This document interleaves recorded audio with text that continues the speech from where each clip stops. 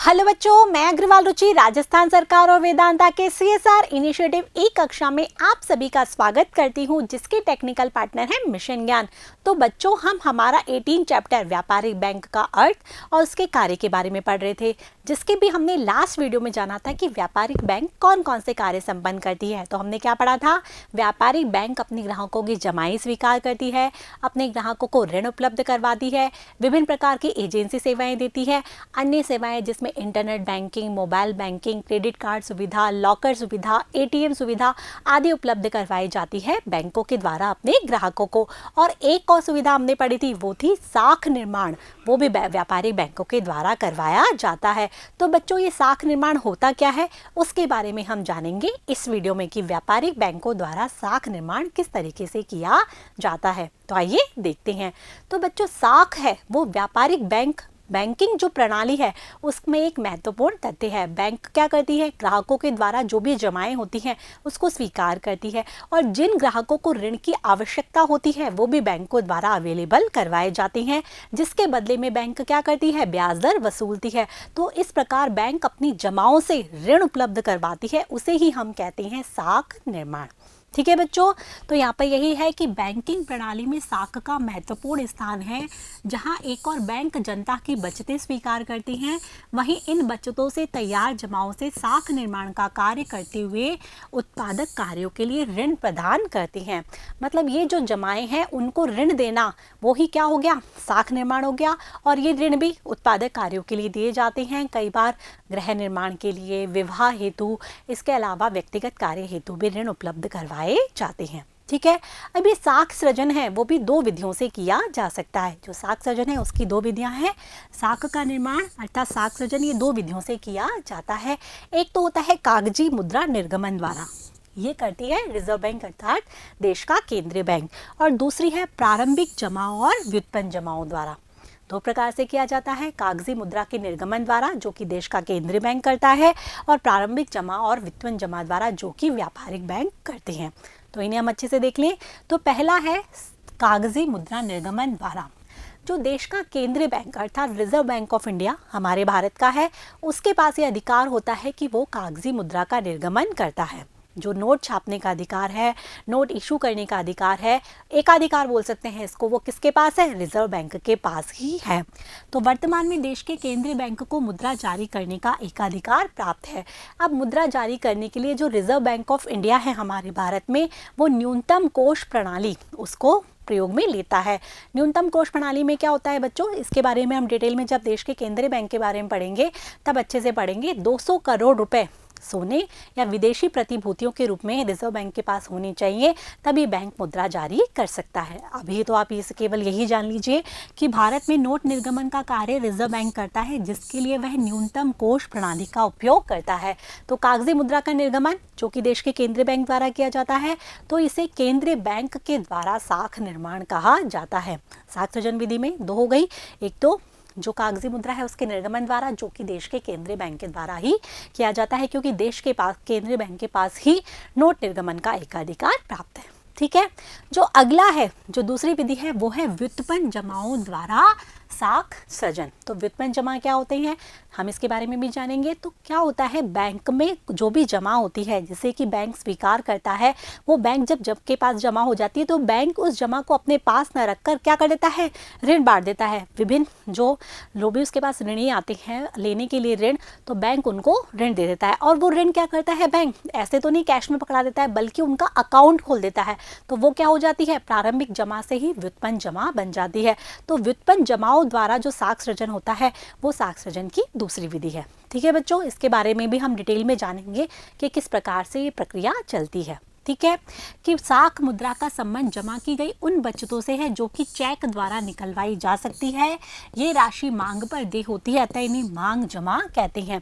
जो साख मुद्रा कौन सी होती है? जो बैंकों में जमा कराई जाती है, जो भी बचतें बैंकों में आती है, और उस बचतों को ग्राहक कभी भी निकलवा सकता है, अर्थात वो मांगने पर ही देय होनी चाहिए, चाहे चेक के द्वारा हो। तो इसे ही हम कहते हैं मांग जमा। ठीक है, डिमांड डिपॉजिट जो कि ग्राहक कभी भी चाहे तो बैंकों को अदा करनी होती है, जिसे कि हम कहते हैं मांग जमा। ठीक है बच्चों। इसके बाद है बैंक मांग जमाओं के बढ़ने से अपनी कुल जमाओं से कई गुना अधिक उधार देकर साख मुद्रा का निर्माण करते हैं।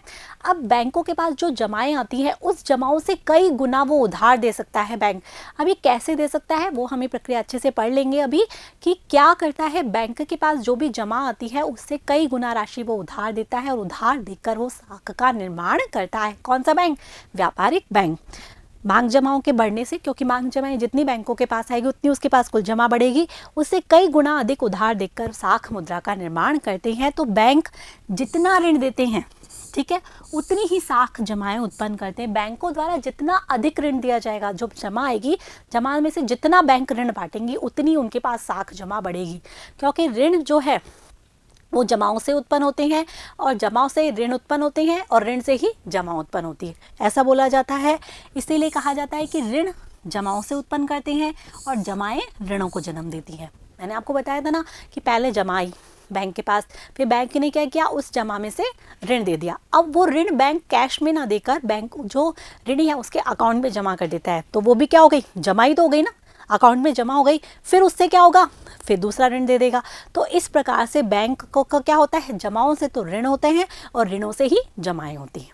ठीक है, तो ये प्रोसेस चलता रहता है। इसीलिए बैंक के पास जो जमा आती है उससे बहुत सारी जमाएं उत्पन्न हो जाती है, जिसे कि हम व्युत्पन्न जमा कहते हैं।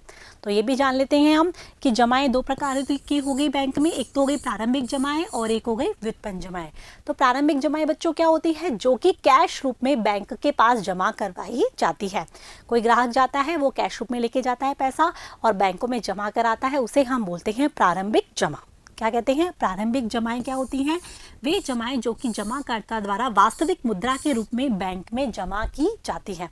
ठीक है, इसके बाद है व्युत्पन्न जमाएं क्या होती हैं।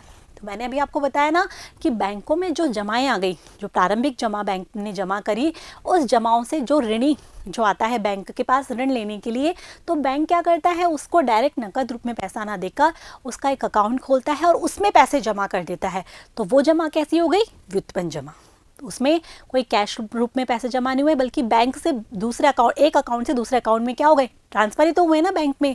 तो यही हो गए व्युत्पन्न जमाएं। वे जमाएं जो कि प्रारंभिक जमाओं से प्राप्त राशियों से ऋण खाता खोलकर ऋण राशि जमा करता है बैंक, उसे हम क्या बोलते हैं, व्युत्पन्न जमा। कि प्रारंभिक जमा से ही व्युत्पन्न जमा उत्पन्न हुई है। प्रारंभिक जमा में जो राशि थी उससे ऋण खाता खोला गया और उसमें जमा की गई राशि, जिसे कि हम व्युत्पन्न जमा कहते हैं। एक प्रारंभिक जमा से कई व्युत्पन्न जमाएं उत्पन्न होती है, ये व्युत्पन्न जमाएं साख जमाएं कहलाती हैं। एक प्रारंभिक जमा से बैंक कई ऋण खाते खोल देता है और उससे वो व्युत्पन्न जमाएं उत्पन्न होती है। तो एक प्रारंभिक जमा से बहुत सारी व्युत्पन्न जमाएं उत्पन्न होती है, जिसे ही हम साख जमाएं भी कहते हैं।